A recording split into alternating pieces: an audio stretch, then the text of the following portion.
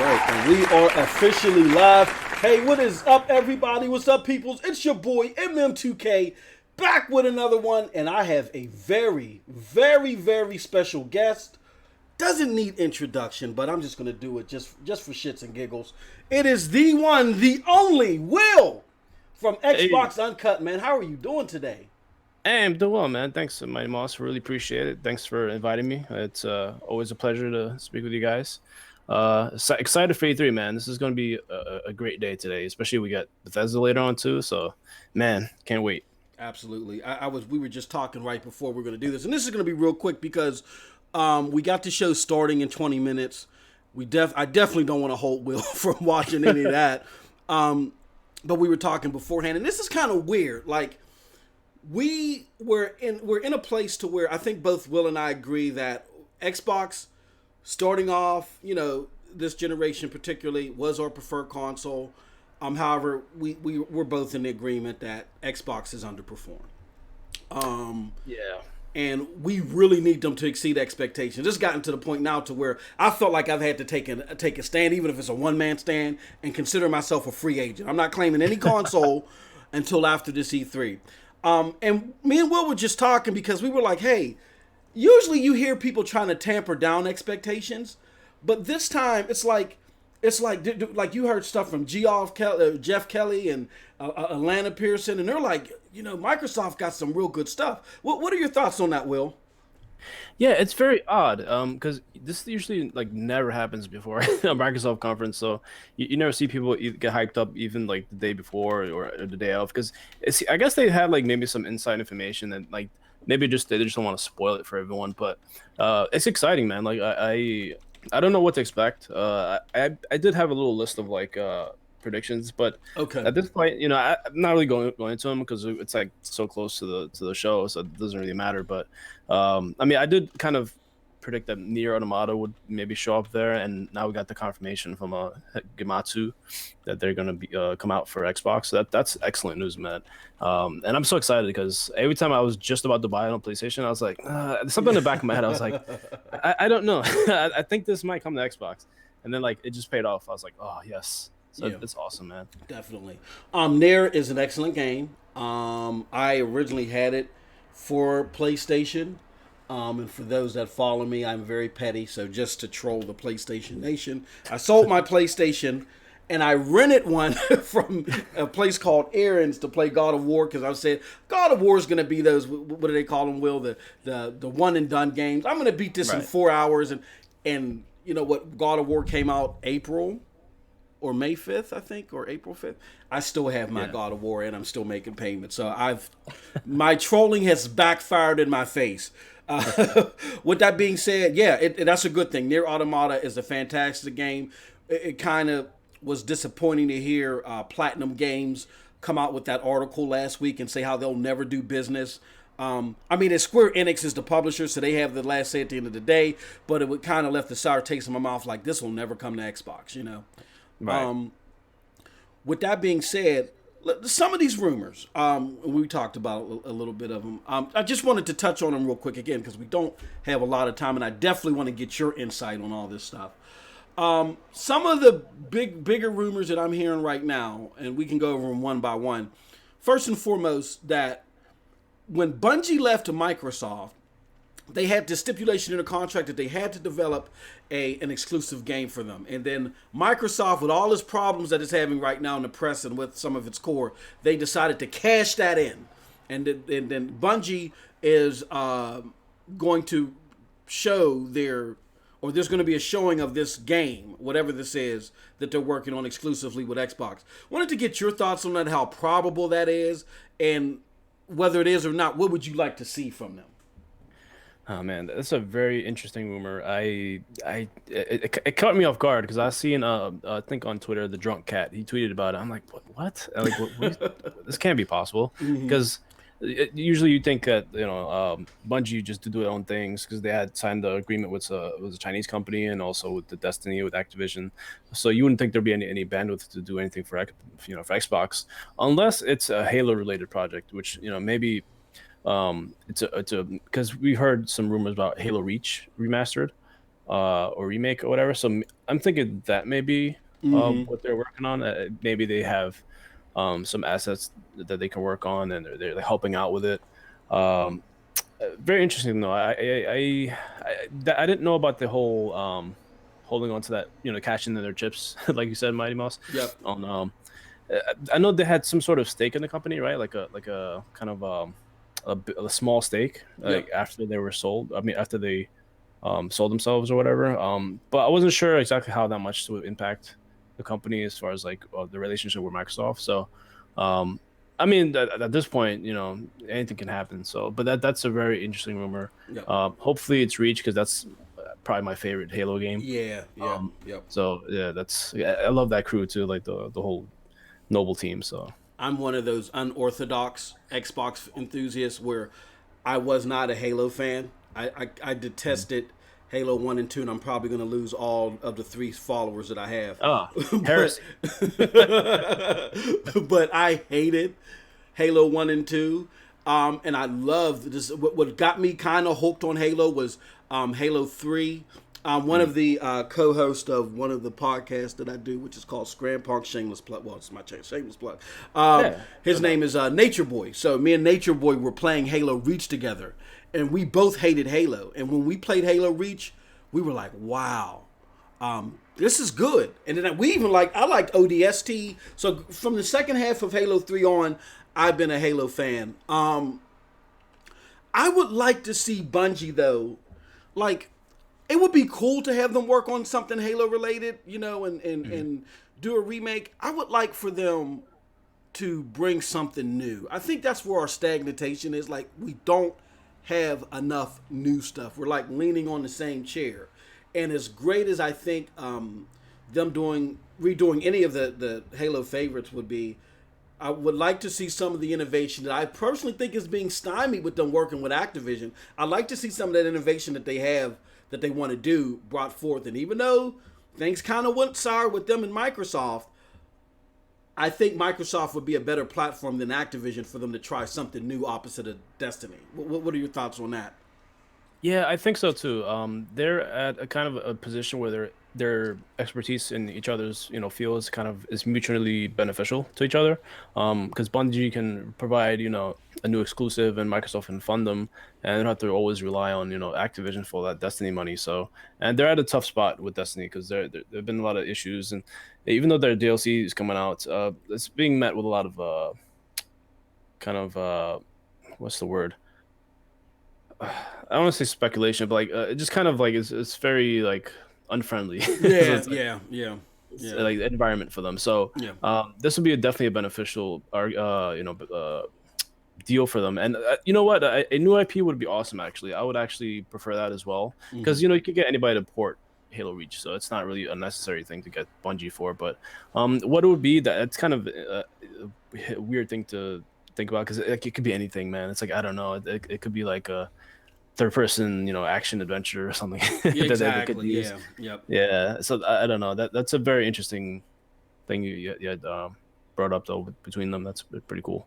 I mean, I imagine. I mean, Bungie's a very talented company. I mean, whatever you think about Halo or Destiny, or whatever, they are a very talented company. A lot of the stymieing that you're seeing with Destiny, and I was a real original Destiny fan, but a lot of the stymieing that you see with Destiny, I think is purely of Activision's doing. Hmm. And they probably got something else brewing and thought, and maybe it was something that they would want to bring to Destiny, but they're getting they're not getting the support that they need, and maybe it's something that they can transform into something new for them. Who knows? But Hmm. let's move on to the next rumor. Okay, so the next rumor, it's not. Well, I don't know. Well, get your thoughts, Will. There's going to be an additional price drop of the Xbox One X from the promotional price drop that it is now. So for those that aren't aware, the Xbox One X has been dropped to $450. And the rumor is, per supposed leak from GameStop, that it's going to drop another $100. How big do you think this is, and will it have any impact in their current placing in the console war this gen? Oh well, that's a huge deal. Especially now because if they can provide a really great conference, and they show off some really cool games and maybe even some buy it now announcements or something like that. This is really appealing, and a lot of great games coming out for Xbox One X, especially with enhancements. The third party stuff is going to look awesome on there. It may seem like it's a late time to do it, but I don't think it is, because it's still good. Like, the ball's still rolling with all these X enhanced games. Ori Blind Forest. I'm sure there'll still be a couple games that's coming out this year that'll help sell the X, especially over the Xbox One S. Which, to be honest with you, I don't know how anybody can go for the X. I mean, for the S over the X, because the X offers so much cool stuff, especially with backwards compatibility, X enhancements. It's just an amazing console. So I think this will be a great way to help sell the console more, and maybe hopefully get people invested in the in the Xbox ecosystem going forward. Absolutely. I mean, and talking about that, Will, you bring up a very good point. Because often as Xbox enthusiasts or free agents like myself right now, I'm full of promotional gimmicks. You're Xbox. You're still Xbox, man. Yeah, I am inside. I'm just, I'm a little angered right now. I'm a little besmirched.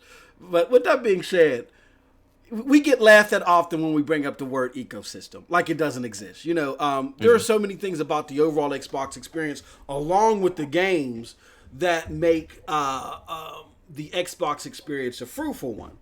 So the enhanced games, the super sampling, all that stuff is unique. And I personally feel that Microsoft has not done the best job translating that to the typical gamer.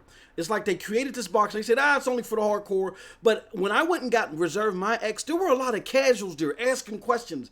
And look, truth be told, the people at GameStop, for some reason, the majority of them are PlayStation enthusiasts. And the one guy was like, I don't even get the deal about the Xbox One X. Who cares? He just blurted that out. He was so frustrated, with all the questions he was getting. So I think it's important for them to do that. But they also got to get on the bully pulpit, and they got to hammer it in to the average gamer how these enhancements and stuff relate to them. You know what I mean? Yeah, they have to be more vocal about it. I mean, they have a list online of what's enhanced and stuff, so they really had to market that much harder, just to bring it home that, look, this is the best place to play our exclusives and the multiplats. So you have to have both. You can't just show off multiplats as the best thing, because their exclusive also look excellent. Some of them may have issues, but that stuff will be fixed eventually, like State of Decay and CFDs and all that stuff. And look, this is an extremely social console. The past couple of days, I've been playing PUBG, Sea of Thieves, Street Fighter Collection with friends, State of Decay 2. It's an amazing ecosystem to play with people. PlayStation is a great console, but it just doesn't have that social aspect. Yeah, exactly. Yep. So that's a huge selling point for the console, and I wish they would kind of also kind of find a way to market that more. But so far, we'll see. I think they're on the right track. Hopefully, this conference will be a great one for them, and they'll be able to help sell all their positive features going forward. Absolutely. So real quick, hopefully you can walk me off the ledge. Okay. So we're gonna role play a little bit here. I'm the MM2K, the one that whines and complains and make these outlandish videos on a daily basis, and I'm still upset over. And I don't know if you've seen me on this rant. I'm still upset over Space Hulk Deathwing being on the PlayStation 4 and not on the Xbox. And if you're not familiar with the game, it's one of the Warhammer series games. First-person shooter, elemental aspects. It gives you the feel of BioShock going through a spaceship instead of an underground facility or whatever, or underwater facility. Very, very. It may be a little niche, but it's very, very. It fits very well into what the core demographic like, which is those sci-fi shooters. I don't see. Okay, you don't bring that to the system.